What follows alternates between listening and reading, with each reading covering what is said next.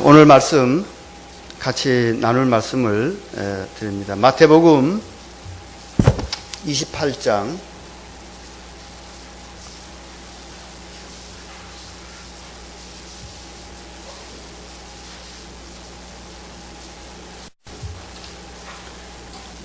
19절에서 20절,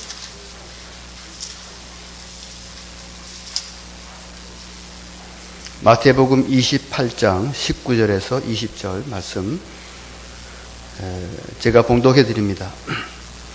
그러므로 너희는 가서 모든 민족을 제자로 삼아 아버지와 아들과 성령의 이름으로 세례를 베풀고 내가 너희에게 분부한 모든 것을 가르쳐 지키게 하라. 볼지어다 내가 세상 끝날까지 너희와 항상 함께 있으리라 하시니라. 아멘. 제가 하나님의 은혜로 오늘 아침 여러분과 함께 예배드리기 위해서 지구 반대편 콜롬비아에서 지난주 목요일 서울에 왔습니다. 한국 사람이 한국에 온 것이 자연스러운 것인데 제게는 무척 새롭습니다. 왜 그런가 하면은 한국에서 겨울을 지낸 것이 30년 전이었어요. 그 전에 이제 몇 번 왔지만은 주로 여름에 왔고, 겨울에는 제가 이제 30년 만에 처음 왔는데, 올 때 좀 걱정을 했어요. 이 추위를 잘 지낼 것인가. 거기는 그 적도 나라거든요. 그래서,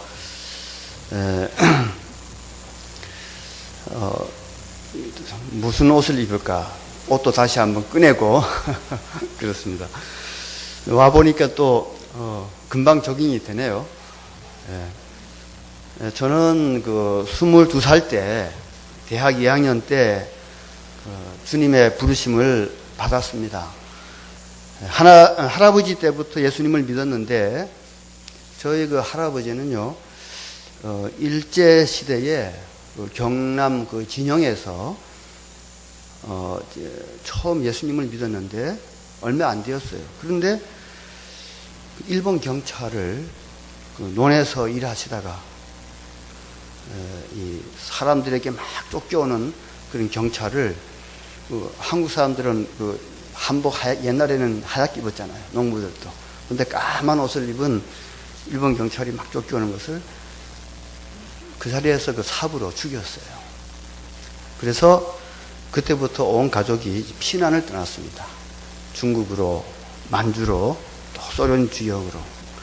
그래서 그 이제 일제시대 말기쯤에 강원도, 묵호, 지금은 동해시죠. 거기에 이제 정착하시게 되었어요. 그러니까 뭐 저희 그 아버지, 형제들은 피난 생활을 많이 했죠. 제대로 안정된 삶을 살지 못하고 또 학교도 뭐 다니는 만둥 이런 그 삶을 사셨다고 합니다. 그래서 그 묵호 거기에서 저희 어머니와 저희 아버지 결혼하시고 또 어머니는 시집 와서 처음 이제 예수 믿는 집안에 오시게 되었어요. 저는 그러다가 이제 제가 중학교 때 부산으로 이사를 갔습니다. 가서 거기에서 저는 중학교, 고등학교, 대학교를 다니고 한 12년 동안 살다가 그리고는 이제 군대 생활 또 서울에 와서 신학교 목회 생활 쭉 이제 한 10년 동안 했죠. 그리고 이제 1987년도 선교사로 콜롬비아에 가서 지금 31년째 살고 있습니다. 그러니 이제 제 고향이 어디겠습니까? 콜롬비아 보고타에서 지금 31년째 살고 있는데 사실 이제 거기가 더 편해요. 편하고 적응이 잘 되고 그렇습니다. 또 아는 사람도 이제는 그쪽에 더 많아요. 한국보다. 그렇습니다. 그런 제가 이제 그 선교사로 부름을 이제 받은 때가 22살 때였어요. 대학교 1학년 마치고 2학년 때. 하나님을 믿는 가정에서 태어나고 믿었지만 사실 제대로 신앙 하나님을 믿었지만은 헌신된 삶 정말 하나님의 자녀다운 삶을 못했죠. 또 저희 어머니 아버지도 그랬어요. 왔다 갔다 하다 보니까 신앙 훈련을 잘 받을 수도 없었었고 그랬습니다. 그런데 제가 그 대학교에서 교회를 이제 대학 들어가면 요즘 뭐 대학생들 잘 놀지 않습니까? 놀러 가는데 어떨 때는 주일도 빠지고 친구들하고 놀러 가는데 마음이 늘 괴로워요. 그게 또 교회 가서 예배 드려도 재미도 없고 그래서 이게 갈등이에요. 이것도 아니고 저것도 아니고 고민을 많이 했습니다. 그래서 내가 이러면 안 되는데 그런데 또 신앙 생활을 열심히 해야 되겠다는 마음도 안 들었습니다. 그래서 참 이건 하나님 일선 안 되겠다 하는 생각을 이제 가지고 신앙 생활을 어떻게 바로 할 수 있을까? 만약 하나님이 계신다고 하면은 이렇게 살아서는 안 되지.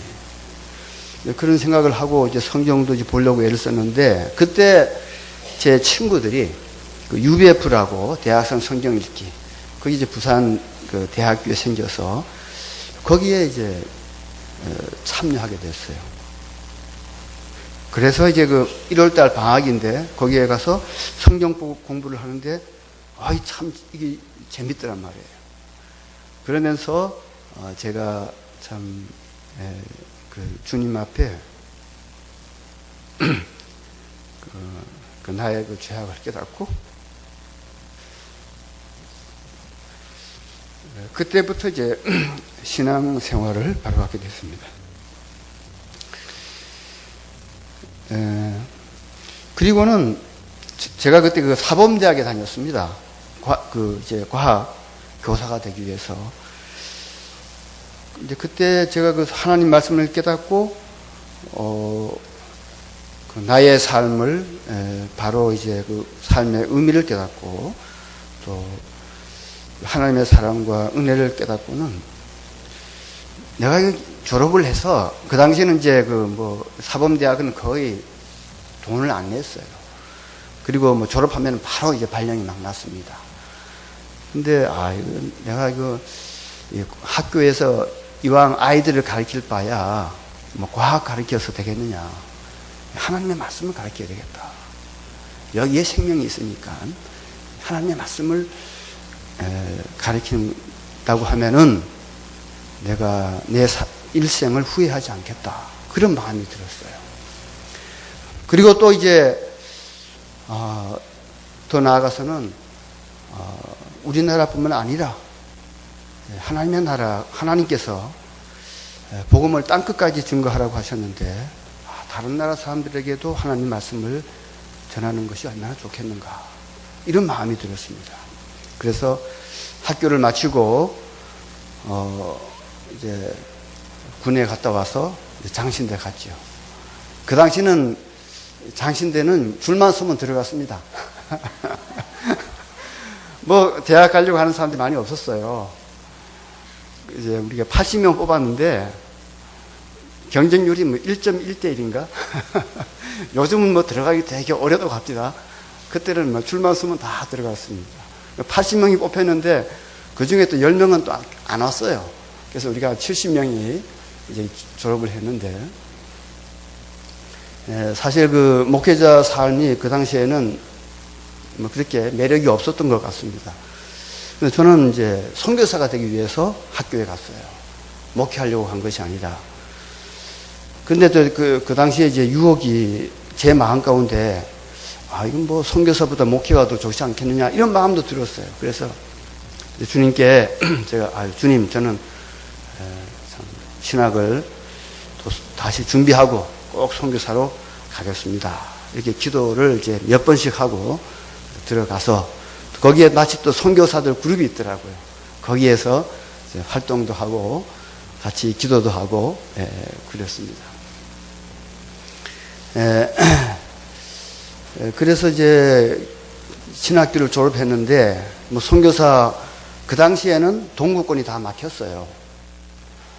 중국도 북한이고 소련도 그렇고.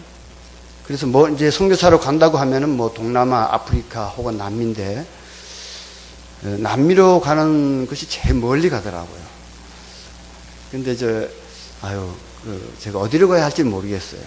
그렇다고 해서 무조건, 내 공산국가에 가겠습니다. 이것도 내 믿음, 순전한 믿음이 아닌 것 같고, 그래서 하나님 부르시면 가겠습니다 하고 주님께서 부르시는 나라가 나오기까지 저는 선교지를 정하지 않았습니다. 그리고 이제 영락교회에서 신방전도사로 일하고, 또 저기 민통선 안에 가서 담임도 하고 또 부목사도 하면서 주님께서 불러주시겠지 하고 이제 기다린 거죠. 제가 정하지 않았어요. 그런데 87년도 1월 달에 콜롬비아에서 전화가 온 거예요. 밤에. 김희동 목사 맞습니까? 하고 사택으로. 제가 부목사로 있는데, 누군가 하면은 저하고 이제 항상 선교 동력자로 신학교에서 일하던 한해 선배 김경하 목사님이 있는데, 이분도 영락교회에서 이제 전도사로 있었어요. 저 한해 선배로서. 그러다가 이 양반은 이제 용기가 있어서 누가 후원 안 해줘도 선교사로 나갔습니다. 파나마 가서 콜롬비아 도착한 거예요. 거기에서 콜롬비아에서 처음으로 또 한인교회도 만들고, 그리고 또 선교사로 나갔어요. 그러면서 더 선교사가 필요하다 해서 저를 생각하고 저를 찾아서 밤에 제 사탁으로 전화를 한 거예요. 제가 그 전화를 받고는 이제 주님이 부르시는구나. 가야죠. 제가 선교사로 가야죠. 그리고는 그 다음 날부터 총회도 찾아가고 이제 선교사 가는 준비를 한 겁니다. 했어요. 그리고 6개월 후에 이제 파송도 받고, 그래서 5월달 파송 받고 6월 24일 날 보고타 콜롬비아 땅에 제가 도착을 했습니다. 가족을 이끌고. 기도한 대로 하나님께서 인도하시는 것 같아요. 그래서 이제 콜롬비아 갔는데, 스페니시도 몰랐죠. 선교지를 정하고 준비하지를 못했으니까. 거기 가서 이제 처음에 한 2년 9개월 동안은 한인 목회를 하고, 그 다음 이제 제가 선교사 나왔습니다. 그 한인 목회를 할 동안 우리 김경하 목사님이 참 대단한 분이에요. 그분도 선교사로 가서 자기 비자를 얻기 위해서 한인 교회를 세운 겁니다. 세우면서 이분이 한 2년 10개월 목회를 했는데 사례금을 1달러도 안 받았어요. 자기는 선교사니까. 그리고 이제 저를 부르고는 현진 선교로 나갔습니다. 또 저도 가서 또 선배의 전통을 받아서 사례금은 1달러도 안 받고 다 2년 9개월 동안 하고, 오히려 제 11조 또 다른 모금도 해서 거기다가 자기 교회를 세워놓고 집 하나 사서, 그리고 저는 헌당 예배도 안 드리고 저도 선교사로 이제 현지 선교사로 나갔습니다. 2년 9개월 동안 저는 또 스페니시 열심히 또 공부했죠. 그렇게 하고. 이 콜롬비아는 이제 여러분 잘 아시죠? 적도에 있습니다. 에콰도르이 이제 적도죠. 영어로 에콰토르 하면은 적도라는 말인데, 에콰도르 바로 옆에 나라입니다. 겨울이 없어요. 1년 내내 적도기 때문에 기후가 비슷합니다. 근데 그 도시들의 그 위치에 따라서 산 위에 있는 도시는 선선해요. 가을 날씨예요. 저 해변가는 365일 찌는 여름이죠. 매일 땀을 흘리는 그런 나라입니다. 저는 그 보고타의 수도에 있어요. 그 해발 2650m입니다. 조금 높은 지역은 한 2800, 900대예요. 그러니까 지금 우리 한국 백두산 꼭대기 높이라고 생각하면 됩니다. 가을 날씨입니다. 늘 선선해요. 지금 제가 입는 이런 옷을 입어도 되고, 조금 얇은 옷을 춘추복을 입어도 괜찮고 그렇습니다. 거기서 우리 후사 가수가 분교가 한 2시간 가면 있는데, 거기는 해발 한 1800m예요. 아주 그 기후가 좋습니다. 우리 김만배 목사님도 와서 아마 가보셨는데 아주 기후가 좋아요. 꽃이 만발하고 1년 12달 아주 좋습니다. 이렇게 이 콜롬비아는 제가 살아보니까 참 살기 좋은 나라예요. 겨울도 없지. 또 이제 더운 지방 가려면은 차 타고 가서 수영하고, 또 이제 보고타 같이 선선한 지역에 가서 살려면 살고, 이제 그렇죠. 그런데 참 좋은 환경을 가졌는데 잘 살지를 못합니다.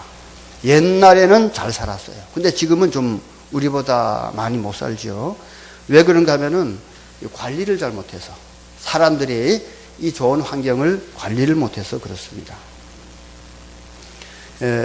보면은 뭐 바나나도 많이 나고, 커피, 여러분 콜롬비아 커피 아세요?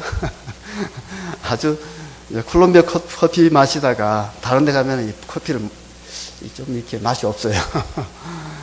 냄새도 좋고, 그리고 뭐 꽃도 많이 납니다. 그래서 네덜란드 다음으로 꽃 수출을 많이 하는 나라예요. 미국, 유럽으로. 그리고 뭐 다양한 기아 자원, 석유도 좀 나고, 거기다가 이제 뭐 좋은 소문은 아니지만 마약까지 이 마약까지도 이제 유명해서 그런 나라인데 참 살기가 좋아요. 그 나라 전기 생산의 80%가 수력 발전입니다. 그러니까 뭐 화력 발전이 있긴 있어도 수력 발전이 굉장히 많아요. 안데스 산맥이 콜롬비아에서는 세 갈래로 나누어져요. 그 동쪽, 중앙, 서쪽 안데스 산맥인데 그 골짜기마다 물을 모아서 수력 발전을 하고 있고, 또 아마존 지역이 거의 한 40% 됩니다. 국토에. 그리고 평야 지역도 많고. 나라는 우리 한반도의 5배예요. 인구는 한 4,800만. 우리 남한 인구 좀 비슷합니다. 그러니 뭐 얼마나 풍부합니까? 그래서 그냥 거기는 나무가지를 꺾어서 땅에만 꽂아도 살아요. 땅도 좋고. 그런데 참 이게 정치를 잘 못하고 사람들이 뭐 게으르다 하는데 참 사는데 그렇게 걱정을 안 합니다. 못 살아도 재밌게 살고 그래요. 사람들도 참 이렇게 품성이 좋습니다. 친구를 사귀면은 참 좋아요. 그 사람들하고. 이런데 이제 거기 보면 이제 그 메스티조라고 하죠. 현지 원주민하고 유럽 사람들하고 섞인 메스티조가 한 60%, 순수 백인이 한 20%, 흑인 계통이 한 20%. 그 나라 원주민은요, 아메리카 원주민은 1%밖에 안 됩니다. 자, 이게 무슨 말인가 하면은, 스페인 사람들이 콜롬비아에 와서는 현지 원주민들을 많이 죽였어요. 학살을 많이 했어요. 그 대신 아프리카에 흑인들을 많이 데려왔습니다. 노예로 데려온 거죠. 그래서 흑인 계통이 한 20% 돼요. 그리고 해안의 더운 지방에는 흑인들이 많습니다. 이러한 이제 역사를 가지고 일어나는데, 우리 한국하고는 관계가 굉장히 좋습니다. 이 중남미에서 유일하게, 미국, 카나다 빼놓고, 이제 유일하게 6.25에 우리 남한을 도우려고 참전하는 국가가 콜롬비아입니다. 그래서 이 콜롬비아하고 한국은 혈맹 관계라. 이게 이제, 한 전사자들이 한 500명 이상 났어요. 지금도 거기에 참전 용사들이 이제 할아버지가 됐죠. 또 그 후손들하고도 우리 교민회하고 가끔 친선 모임도 갖고 그럽니다. 제가 갈 때는 사실 여행 자유화가 열리기 전이기 때문에 해외에 가려면 비자를 다 받아야 되는데, 콜롬비아는 무비자로 갈 수 있었어요. 우리 한국 사람들은 비자 없이도. 콜롬비아 사람들도 한국에는 비자 없이 옵니다. 이렇게 이제 좋은 관계가 되어서 참 저희 한국 선교사가 선교하기가 참 좋습니다. 그리고 거기는 이제 가톨릭이 강해요. 전통적으로.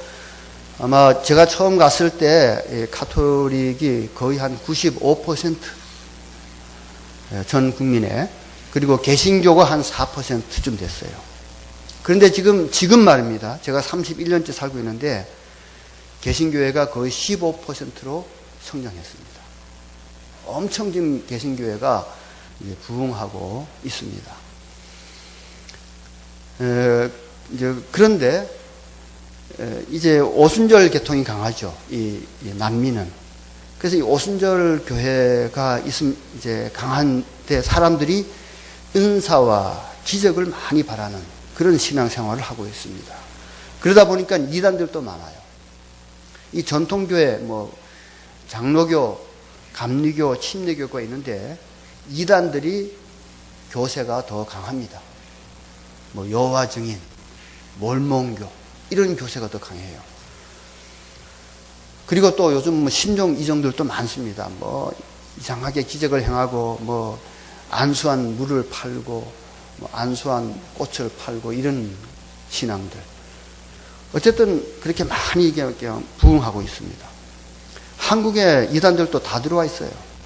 성락교회, 구원파, 또 뭐 요즘은 뭐 어딘지. 그런데 한 번은 제가 이 성락교회가 와서 김기동 목사님이 2번이나 왔어요. 직접. 그리고 세미나를 막 하는데, 베레아 세미나를 하는데, 제가 보니까 모르잖아요. 콜롬비아 사람들은. 제가 그 모든 이단 문서를 스페니시로 번역해서 교단에 막 돌렸습니다. 그래가지고 이제 그 사람 그 성락교회가 처음에는 저 때문에 방해를 받아서 집회를 잘 못했어요. 그런데 시간이 지나니까 또 막 이게 일어나더라고요.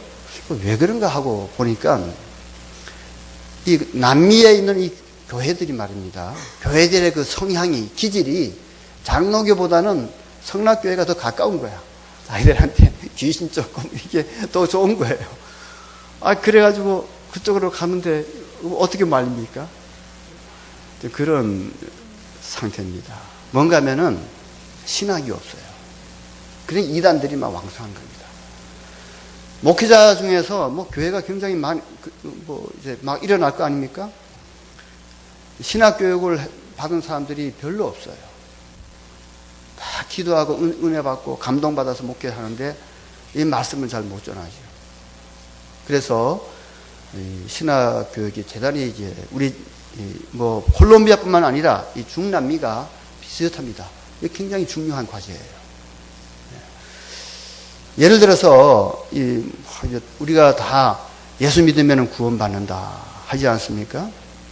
그래서 예수님의 십자가의 공로를 믿음으로 은혜로 제사함 받는다. 이런 신앙을 가지고 있으면서 예수 믿고 죄를 짓는 거예요. 그리고 또 회개하고 예수님의 십자가로 제사함 받는다고 생각하고는 이런 일을 반복하는 거예요. 그래서 이 도덕적으로 문란한 교인들이 많아요. 심지어 목회자들도 뭐 이혼하고 다시 뭐 하고 그걸 하나님의 은혜로 뭐 괜찮다고 이런 생각을 하고 있어요.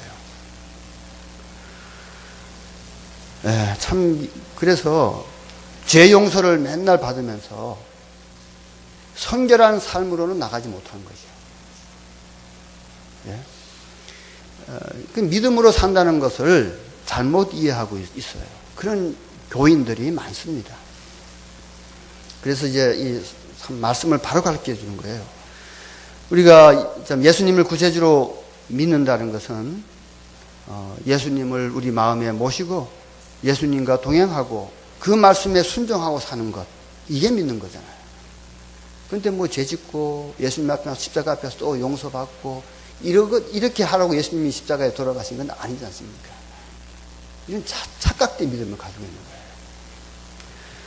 거예요. 성경에 보면은 성령의 열매를 맺지 못하고 육체의 열매를 맺으면은 결단코 하늘나라에 들어가요, 못 들어가요? 못 들어간다고 그랬습니다. 갈라디아서에 분명히 그랬어요. 그래서 육체의 열매를 맺는 사람, 성령의 인도하심을 받지 않으면 육체의 열매를 받죠. 마음으로 예수 믿는 것, 그것은 주님을 모시고 예수님과 동행하고 그의 말씀에 순종함으로 성령의 열매를 맺는 것이죠.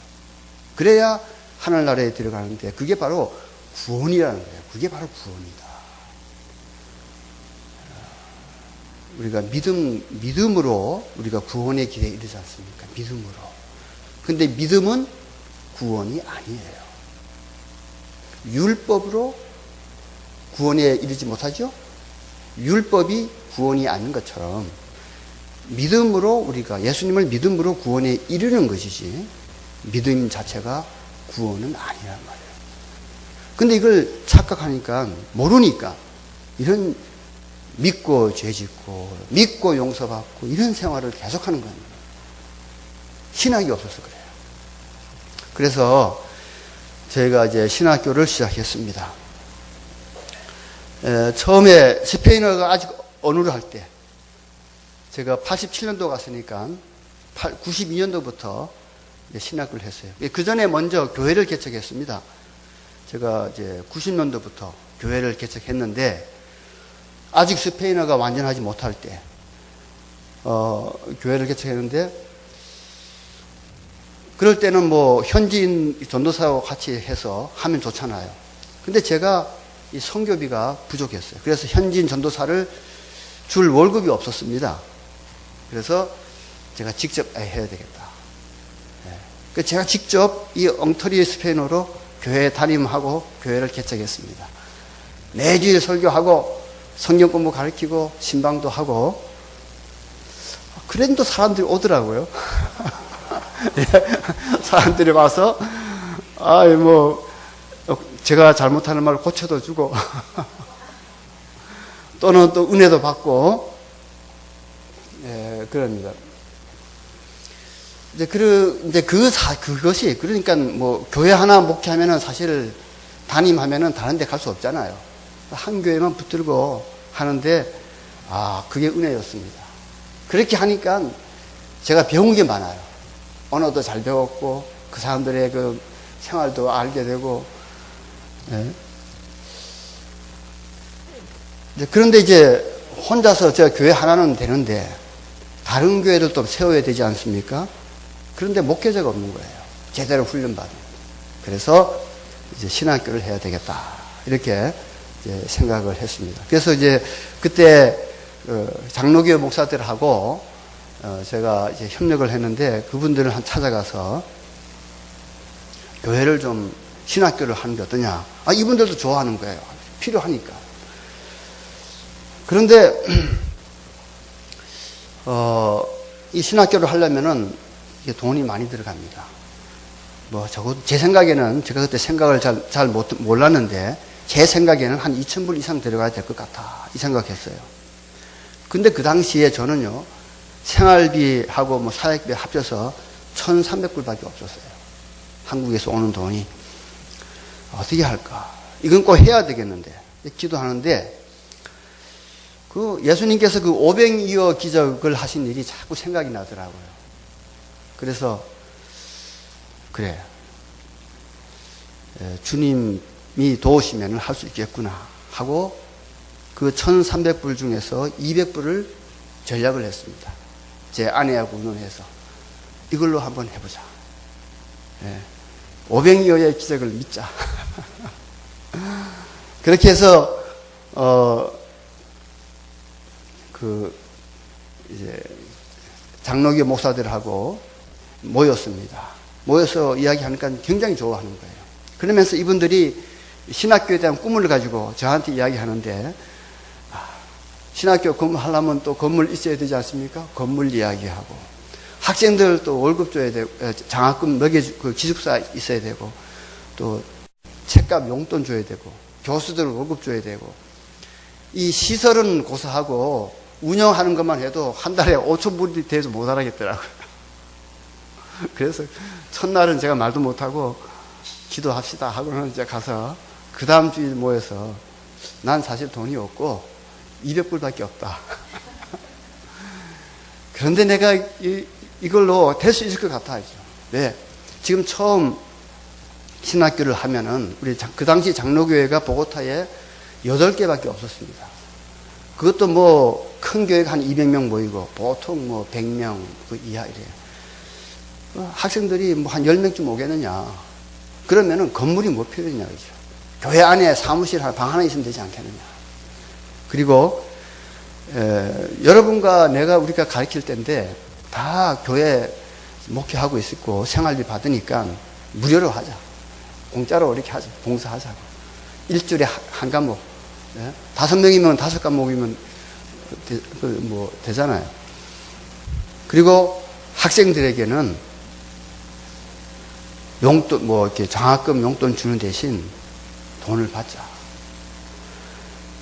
이 콜롬비아의 이 장로교회가요, 우리보다 한 30년, 한 35년 앞섰습니다.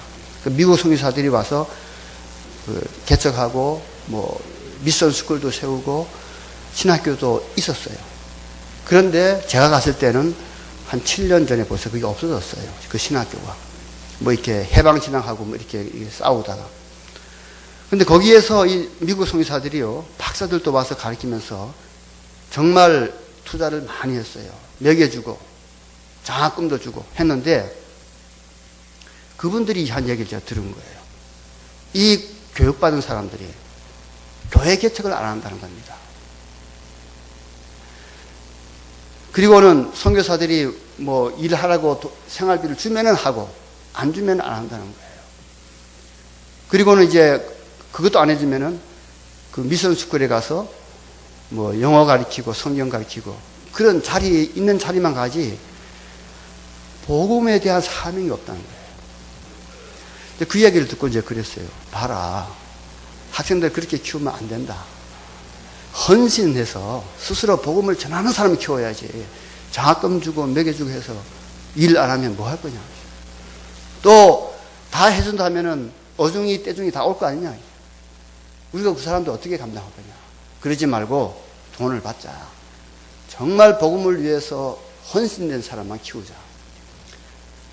좋다 그러죠. 그래가지고 그때 처음에 한 학기에 10불 받았습니다. 한 학기에 10불 받았어요. 그러나 이건 엄청난 거예요. 줄 건 아무것도 없어요. 10불이라도 받았으니까 9명이 왔어요. 네, 한 학기 9명. 그리고 내가 내놓은 200불을 가지고 이게 운영이 됐습니다. 그 콜롬비아 목사들이 우리는 이 일을 믿음으로 주님을 위해서 한다. 그렇게 개강 예배 때 설교를 하더라고요. 그 신학교가 지금 25년까지 유지해 오고 있습니다. 할렐루야. 그리고 지금은 한 학기 등록금을 180불 받습니다. 이게 자꾸 이제 현실화, 그래도 싼 거예요. 참, 그리고 거기에서 졸업한 아이들이요, 학생들이, 그러기 위해서는 낮에 일을 해야 됐어요. 그럼 먹고 살아야 될 거 아닙니까? 그러니까 낮에 일을 하고 밤에 야간으로 이제 공부를 합니다. 목사되라고 집에서 이렇게 용돈 주고 할 사람들은 거의 없습니다. 그래서 자기들이 미니멈 최저임금이라도 가서 일을 하고 밤에 와서 공부해요. 이렇게 해서 4년 동안 큰 학생들이 졸업을 하니까 일을 잘하더라고요. 가서 개척을 하고 또 이제 저희들이 공부는 빡시게 생깁니다. 적어도 제가 장로회 신학대학을 졸업한 수준 이상으로 공부를 시켜요. 그래서 한 10사람 오면은 2사람 졸업하면은 많이 합니다. 저는 그랬어요. 한 사람이 중요하다. 한 사람이 중요하다. 10명, 20명 배출해 나가서 주의 영광을 가리면 어떻게 하느냐. 한 사람이 중요하다. 근데 이렇게 하니까요, 기존 교회가 인정을 해요. 그래서 어떤 교회에서는 우리 졸업생을 청빙해 가요. 자기 담임으로. 그리고 자기 교회가 또 자기, 이제 개척을 하고. 처음에는, 레베렌도 그래, 저를 보고. 레베렌드. 그 파스토르도 있지만, 장로교 또, 저는 그 안수받은 목사를 레베렌드로 합니다. 레베렌도 하면서 교체할 테니까 좀 도와달라 그래요. 소명은 있는데. 제가 도와줄 돈이 어디 있습니까, 제가. 그래요. 야, 전도하는데 돈 필요 없다. 말씀과 기도로 전도해라. 그리고 그 사람이 믿으면은 너희 집 응접실에서 예배를 드려라. 사람이 더 오면은 교인들 가운데 더 큰 응접실에 가서 예배를 드려라. 라고 제가 이렇게 안내를 했더니만 그렇게 하더라고요. 그렇게 해요. 어떤 사람들은 그 차고 같은 데를 빌리는데 자기가 일해가지고 자기 돈으로 그 월세를 내면서 교회를 개척하더라고요. 자, 이렇게 하니까 이 신학교가 졸업생들이 나가서 일을 제대로 하고 잘하니까 신학교가 이름이 나는 거예요. 어떤 학생은 큰 교회 청년 담당 목사로 가고, 어떤 사람은, 그래서 저희들은 이제 초교파를 이렇게 합니다. 근데 우리 신학교에서 절대 안수를 주지 않아요. 다른 교단하고 이렇게 경쟁하기, 그걸 피하기 위해서. 안수는 너희들 교회 가서 받으라고. 그러니까요, 열 몇 개 교단에서 학생을 보냅니다. 이 장로교회가 적지 않습니까? 처음에 한 8명 왔지만, 뭐 계속해서 그렇게 보내겠어요? 그런데 이게 한 매해 20명 이렇게 채워지는데 다른 교단에서 다 와요.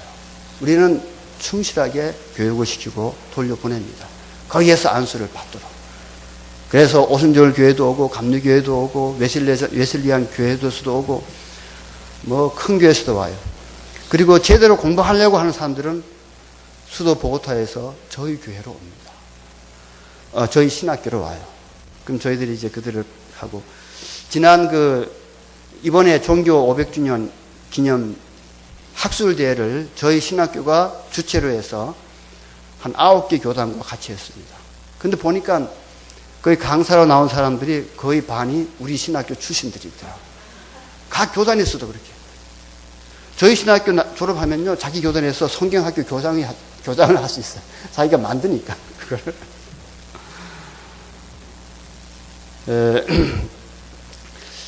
이런 믿음이 생긴 것은요, 사실 제가 선교사들이 다 믿음으로 선교 나가지 않습니까?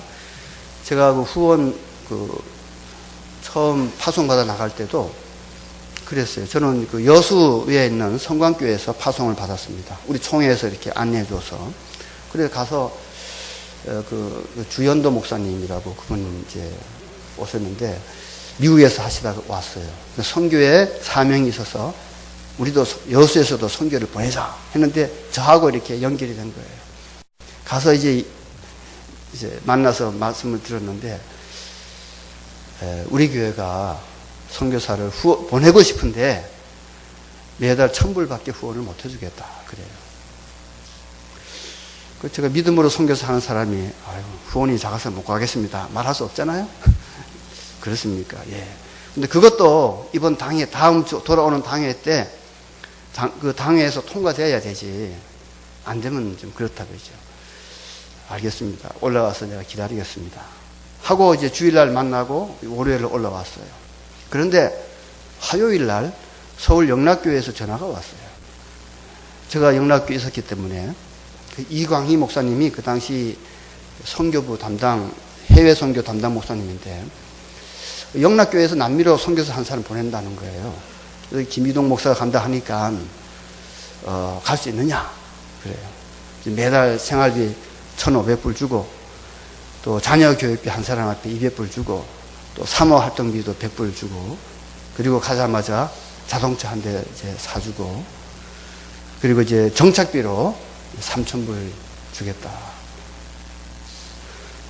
뭐 항공비는 물론이고. 근데 우리 여수 성광교회에서는 정착비도 없어요. 3개월치를 먼저 줄 테니까 그걸 정착비로 하고, 좀 어려운데 콜롬비아까지 항공비는 좀 김 선교사가 좀 모금을 좀 해서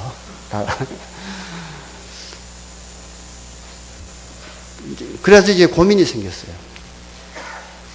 영락교회 쪽으로 파송받으면 다 해결되지 않습니까?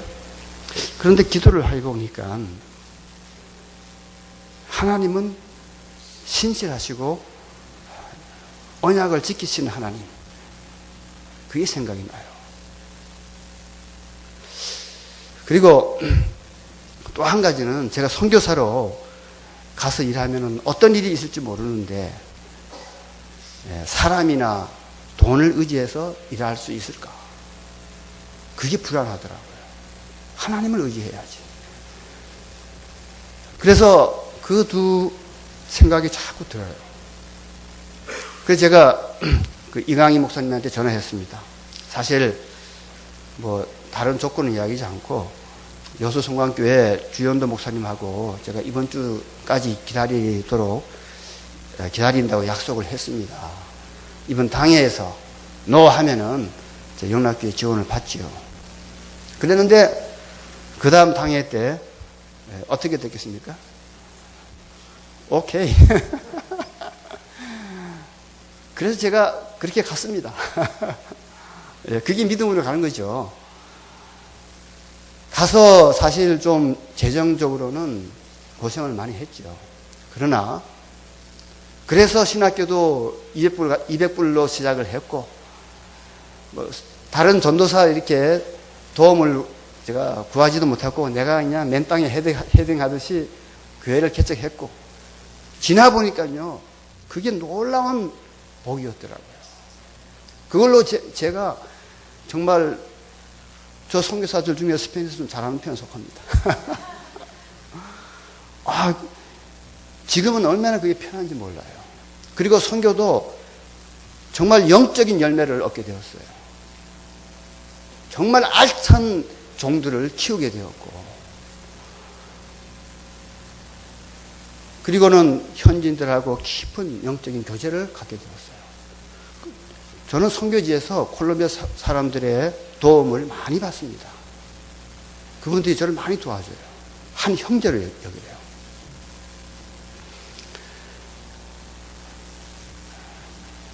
그러면서도 저는 신학교에서 가장 중요한 건 교수입니다. 교수진이 좋아야 돼요. 학생들에게는 그렇게 훈련을 시키지만 그러나 이분이 교수로서의 자질이 있다고 하면은 정말 힘껏 도왔습니다. 그래서 석사학위도 공부시키고 한 분은 우리 한국까지 보내서 장신대에서 석사학위 받도록 하고 이분이 가족이 있어요. 그럼 콜롬비아에서는 그 가족을 위해서 또 매달 500불씩 그 가족을 먹여 살리고 본인은 여기 와서 공부하고 물론 후변교수도 도와주고 장신대에서도 이제 장학금도 받고 하지만 이 교수는 키워야 되거든요. 지금은 이제 거기에서도 이 신학교가 없으니까 캐톨릭 신학교에서 석사학위를 공부하도록 도와줍니다. 그것도 한 달에 등록금이 한 학기에 1,000불이에요. 도와주면서 석사학위 시키고 교수들을 키운다고 제가 참 투자를 많이 했습니다. 근데 하나님께서 그때 다 도와주셨어요. 지금 저희들 신학교가 교수진이 탄탄합니다.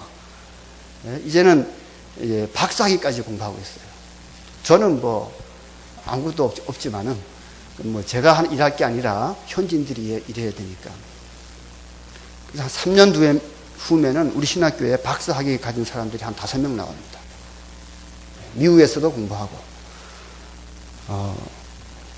그래서 참 좋고 또 한 가지는 저희 콜롬비아에 있는 우리 선교사들이 우리 교단 선교사들이 통합측 협력을 잘합니다.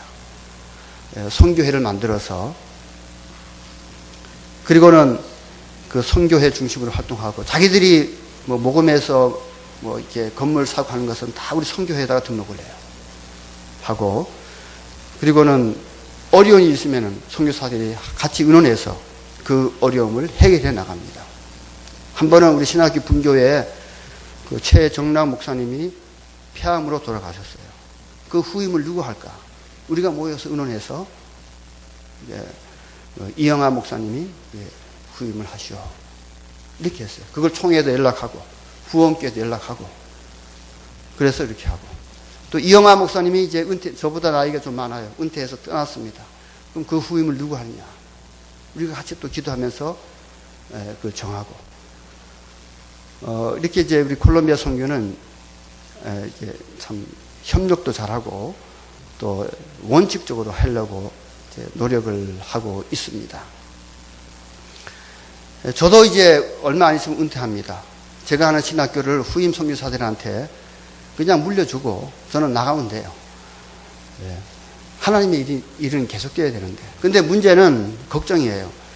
신학교가 할 일이 많은데 후임 선교사가 정말 잘해야 될 텐데. 근데 이제 기도하는데 이제 고석훈 목사님이 오신 거예요. 중국에서 힘들다고 비자 내기가 어렵다고 해서 오신 거예요.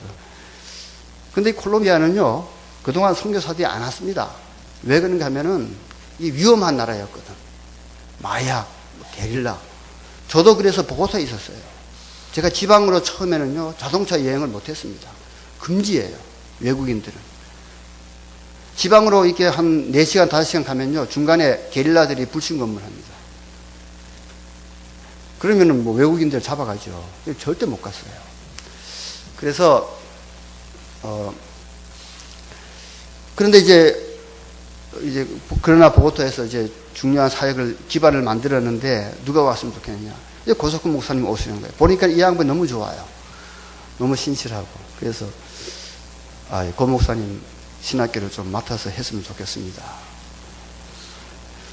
지금 후임자들 위해서 제가 지금 이렇게 뛰고 있는 겁니다.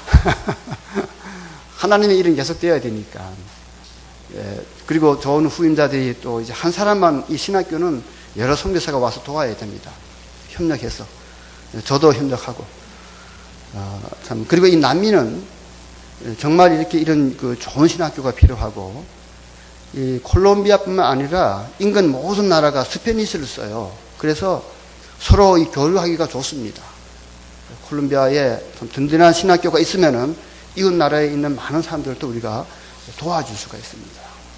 이러한 그 비전을 가지고 참 저희가 참 기도하고 있습니다. 여러분, 우리 콜롬비아 위해서 기도하시고, 정말 우리 신학교가 지금까지 하나님의 인도하심으로 500여 역사 가운데 이만큼 됐는데, 이제는 더 좋은 선교사들이 와서 더 크게 참 주님 나라 위해서 봉사할 수 있는 이런 신학교가 되어주시면 좋겠습니다. 오늘 말씀, 주님께서 제자 삼으라 그랬어요. 제자. 이 제자가 누굽니까? 제자는 예수님의 12제자를 이야기합니다. 근데 이 제자는요, 예수님은 이 제자들과 헤어질래야 헤어질 수 없는 관계에 있습니다. 그래서 예수님께서 그렇지 않습니까? 보라, 내가 세상 끝날까지 너희와 항상 함께 있으리라. 이렇게 했습니다. 그런 예수님께서 우리에게 세계 모든 민족으로 제자를 삼으라 그랬어요. 그것은 뭡니까?